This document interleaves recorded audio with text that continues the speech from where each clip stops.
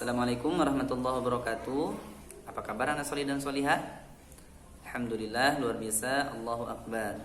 Alhamdulillah. Saya doakan semoga semuanya dalam keadaan sehat walafiat ya. Baik, sebelum kita mulai, kita awali dengan membaca doa terlebih dahulu seperti biasa.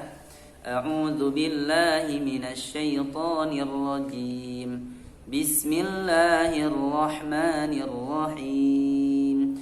Allahumma anfa'na bima 'allamtana wa 'allimna ma yanfa'una wa zidna 'ilman nafi'a.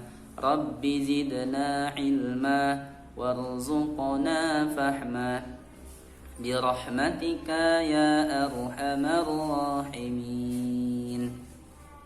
Amin ya rabbal alamin. Baik, kita awali dengan membaca dalil pelajaran geografi. A'udzu billahi minasy syaithanir rajim. Huwallazi ja'ala lakumul arda dhalulan famshu fi manakibiha wa kulu mir rizqihi wa ilaihin nusyur. Artinya, dialah yang menjadikan bumi itu mudah bagi kamu, maka berjalanlah kalian di segala penjurunya dan makanlah dari sebagian rizkinya, dan hanya kepadanya lah kamu kembali setelah dibangkitkan. Quran Surat Al-Mulk ayat 15. Baik anak yang solih dan solihah, pada kesempatan hari ini Ustadz mengingatkan bagi yang belum mengumpul materi, bagi yang belum mengumpulkan tugas dari yang Ustadz sampaikan kemarin, silahkan dikumpulkan, karena itu nanti akan menjadi bahan penilaian Ustadz bagi antum semua. Ya, Ustadz tidak bisa menilai kalau antum belum mengumpulkan tugas. Ya, jangan takut salah, kerjakan saja dengan baik dan benar. Ya, sebelumnya bisa antum simak kembali video-video pembelajaran Ustadz dan antum lihat kembali materi-materi yang sudah Ustadz bagikan. Ya, Ustadz tunggu ya sebelum pelaksanaan UTS di pekan depan. Baik, langsung saja kita akan memasuki materi pembelajaran kita pada hari ini, yaitu tentang kekayaan alam yang ada di Asia Tenggara. Nah, jadi kawasan Asia Tenggara itu merupakan satu kawasan yang sebenarnya memiliki kemiripan ya dari kondisi alam yang ada di Asia Tenggara. Jadi ketika antum misalkan pergi ke negara lain yang ada di Asia Tenggara, misalkan ke Filipina atau ke negara Malaysia atau ke negara di kawasan Indochina ya, seperti negara Vietnam, Thailand ya, atau Kamboja, Myanmar dan lain-lain. Itu seperti antum merasakan berpergian ke Pulau Jawa. Ya, seperti antum merasakan berpergian ke provinsi lain di Indonesia ya, di Palembang atau di mana ya. Jadi sebenarnya dari kondisi alam ya secara umum untuk kawasan Asia Tenggara itu mirip, sama ya. Tidak banyak perbedaan yang mencolok ya. Jadi ketika antum mau lebih mengenal kondisi alam negara-negara lain, antum bisa mengamati kondisi alam yang ada di negeri ini ya, di Indonesia atau di Provinsi Lampung misalnya. Jadi secara umum kondisi alam di Asia Tenggara itu sama, mirip ya secara umum. Hanya beberapa wilayah tertentu yang punya kondisi alam yang sedikit berbeda ya. Misalkan di kawasan utara ya, kawasan utara dari negara Myanmar misalkan, itu sudah masuk ke daerah pegunungan Himalaya ya, dimana memang kondisi di situ cuacanya cukup dingin, sangat dingin ya. Begitupun di daratan Vietnam bagian utara ya, dan di beberapa negara yang berbatasan dengan negara Cina ya. Kalau di selatan itu ada negara Timur Leste, yaitu punya kesamaan alam seperti halnya Provinsi Nusa Tenggara Timur ya. Memang di wilayah itu curah hujan cukup sedikit, kemudian tanahnya juga kurang subur. Nah itu ya secara umum seperti itu. Tapi kalau antum pergi ke Filipina itu sama saja ya, seperti antum melihat daerah-daerah yang ada di Lampung ya, mirip. Nah, seperti itu. Kemudian berikutnya adalah apa sih yang menjadi kekayaan di Asia Tenggara ini dari sisi kekayaan alam. Jadi Ustadz membaginya menjadi dua ya. Yang pertama adalah kekayaan alam dalam hal sumber dayanya, yaitu sumber daya alam. Yang kedua adalah kekayaan alam dari sisi posisi strategis, ya, letak geografis, ya. Nanti akan kita kaitkan dengan aktivitas ekonomi, ya, terkait dengan posisi strategis dari kawasan Asia Tenggara. Yang pertama adalah yang berkaitan dengan sumber daya alam, ya. Nah, jadi di Asia Tenggara ini luar biasa ya, Allah Subhanahu wa taala telah memberikan kawasan Asia Tenggara ini sumber daya alamnya itu cukup melimpah ya, melimpah ruah ya. Dari segi yang pertama adalah lahan ya, lahan yang luas ya, tidak hanya luas tetapi juga lahan yang subur ya. Jadi lahan yang subur ini bisa ditanami oleh berbagai macam jenis tumbuhan dan berbagai macam jenis tanaman ya, tinggal disesuaikan saja dengan kondisi iklim atau cuaca ya. Bisa menanam berbagai macam jenis tanaman makanan dan sebagainya yang bisa diperjualbelikan. Ya, ini lahan yang subur ya. Selain lahannya ini subur, Asia Tenggara juga memiliki lahan yang cukup luas ya. Misalkan dari lahan yang subur dan luas ini di kawasan Asia Tenggara ini bisa ditanami tanaman pepadian ya, kemudian ubi-ubian, kemudian sayur mayur ya, dan berbagai macam jenis tanaman yang dibutuhkan oleh manusia, yang semuanya tentunya bernilai ekonomis ya, yang mana bisa diperjualbelikan. Nah, sehingga menjadi bagian daripada kekayaan alam yang dimiliki oleh negara-negara di Asia Tenggara.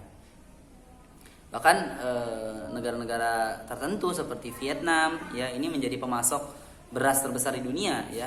Vietnam, Thailand ya. Dulu sempat Indonesia juga merupakan negara yang pernah menjadi produsen atau negara yang memproduksi tanaman padi terbesar di dunia. Seperti itu. Kemudian juga selain itu dari tanah yang subur dan luas ini juga bisa ditanami dengan berbagai macam jenis tumbuhan ya. Berbagai macam jenis tumbuhan ataupun bisa menjadi lahan perkebunan ya. Selain itu di kawasan Asia Tenggara ini merupakan kawasan yang beriklim tropis ya. Apa itu iklim tropis? Iklim tropis ini adalah iklim yang memiliki curah hujan sepanjang tahun dan memiliki sinar matahari sepanjang tahun. Nah, kondisi ini sangat ideal bagi tumbuhan ya, bagi makhluk hidup, yaitu dari jenis tumbuhan ya. Nah, sehingga bisa kita lihat ya, sepanjang wilayah ya, sepanjang daratan di Asia Tenggara itu ditutupi oleh hutan ya, hutan yang lebat ya, atau yang dinamakan dengan hutan hujan tropis ya. Bahkan di beberapa kawasan itu menjadi tempat penting ya bagi penghasil oksigen dunia, yaitu seperti di Pulau Kalimantan ya, yang merupakan wilayah dengan hutan hujan tropis terbesar di dunia setelah kawasan Amazon di Brazil ya. Nah, ini salah satu kekayaan alam dari sisi sumber daya alam untuk jenis tumbuhan ya. Yaitu apa? Yang pertama memiliki lahan yang subur dan luas, kemudian juga memiliki hutan hujan tropis ya. Berikutnya adalah sumber daya alam yang berasal dari perut bumi ya, yang berasal dari perut bumi itu seperti hasil tambang ya, hasil tambang. Nah, ada beberapa negara yang bahkan menjadi negara dengan istilah petrodolar ya. Apa itu negara petrodolar? Negara petrodolar dan negara penghasil utama minyak dunia, yaitu seperti negara Brunei Darussalam ya. Kemudian juga termasuk negara Indonesia ya, beberapa lokasi itu memiliki cadangan minyak yang sangat besar ya. Begitupun negara Malaysia ya, itu pun menjadi pemasok minyak dunia ya. Jadi beberapa negara itu menjadi produsen ya, atau negara yang memproduksi minyak dunia yang menjadi sumber energi bagi aktivitas kehidupan manusia ya dalam hal transportasi misalnya. Nah, selain itu juga ada kandungan lain ya yang terdapat di perut bumi di wilayah Asia Tenggara, yaitu seperti kandungan gas ya, kemudian nikel ya.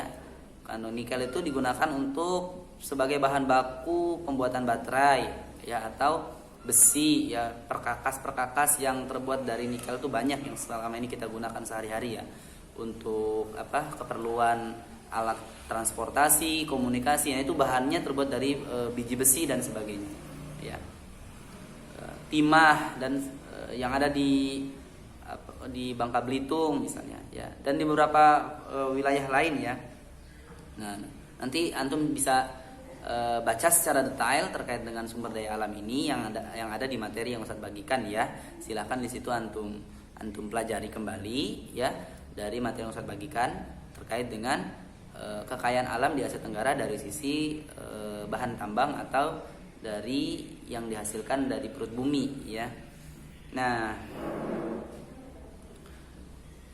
kemudian yang tak kalah pentingnya adalah hasil alam dari laut ya. Nah, jadi kawasan Asia Tenggara ini merupakan kawasan yang memiliki dua kawasan. Yang pertama adalah kawasan daratan, yang kedua adalah kawasan kepulauan. Kawasan daratan sebagaimana yang Ustaz sampaikan kemarin yaitu adalah satu kawasan semenanjung ya Indochina. Nah, ini semenanjung Indochina ini merupakan semenanjung terbesar ketiga di dunia setelah semenanjung Arab dan semenanjung Deccan atau India. Nah, jadi di kawasan daratan ya itu berbatasan langsung dengan Laut Cina Selatan yang memiliki kekayaan alam luar biasa ya. Laut Cina Selatan ini sebenarnya punya negara-negara di Asia Tenggara yang kemudian sekarang sedang konflik dengan Cina ya, karena Cina sedang berupaya untuk mengakui wilayah itu. Karena apa? Karena ternyata di dalam Laut Cina Selatan itu punya banyak kandungan kekayaan alam ya, selain hasil minyak bumi dan tentunya adalah ikan di dalamnya itu yang banyak sekali untuk memenuhi kebutuhan hidup manusia. Nah, kemudian yang berikutnya adalah wilayah kepulauan. Nah, wilayah kepulauan ini memiliki banyak sekali laut ya, seperti Laut Arafuru, Laut Jawa ya, kemudian Laut Sulu, Laut Sulawesi ya, Laut Nusa Tenggara ya, dan banyak ya. Jadi Indonesia khususnya adalah negara yang berada pada posisi kepulauan ya, bersama dengan Filipina, Malaysia dan Brunei, dan juga tentunya Timor Leste. Nah, di laut ini juga banyak sekali hasil alam yang bisa didapatkan seperti ikan ya, kemudian juga berbagai macam jenis tambang, perhiasan yang ada di dalam lautan, yang semuanya bisa menjadi sumber kehidupan bagi manusia di bumi. Nah, ini merupakan salah satu bagian daripada kekayaan alam ya, yaitu dari laut. Nah, jadi Asia Tenggara ini luar biasa, lengkap ya. Dari daratannya sudah banyak, dari lautannya pun melimpah ruah ya. Kemudian yang berikutnya yang saya tambahkan kembali ya, selain sumber daya alam dalam hal alam menyediakan segala berbagai macam kebutuhan ya yang bisa diberikan, yang bisa digunakan oleh manusia ya. Yang berikutnya yang tak kalah penting adalah dari sisi Asia Tenggara, dilihat dari sisi letak geografis ya. Jadi Asia Tenggara itu luar biasa ya, memiliki posisi yang paling strategis di muka bumi. Kenapa? Karena Asia Tenggara itu menjadi wilayah yang dilewati oleh berbagai macam aktivitas pelayaran dunia. Jadi perdagangan dunia itu 70% aktivitas perdagangan dunia itu melalui jalur laut ya, dan dari 70% itu 70% perdagangan dunia itu lebih dari setengahnya atau lebih dari 50% perdagangan dunia itu melewati Selat Malaka, belum lagi Selat Sunda, belum lagi Selat Sulawesi, belum lagi Selat Karimata dan selat-selat yang lain yang ada di kawasan Asia Tenggara. Jadi Asia Tenggara itu diapit oleh 2 benua dan 2 samudera. Sebagaimana posisi Indonesia ya, diapit oleh 2 benua dan 2 samudera, yaitu Samudra Pasifik dan Samudra Hindia, dan juga benua Asia dan benua Australia. Jadi kawasan Asia Tenggara itu luar biasa. Nah, itulah beberapa gambaran dari kekayaan alam yang ada di Asia Tenggara yang bisa saya paparkan pada pertemuan kali ini. Video ini sebenarnya hanya pengantar, hanya memberikan kerangka pembahasan. Untuk lebih jelasnya silahkan antum pelajari kembali di materi yang sudah saya bagikan, ya. Silahkan antum pelajari dengan serius dan kalau ada pertanyaan silahkan ditanyakan ya Jafri kepada Ustaz, ya.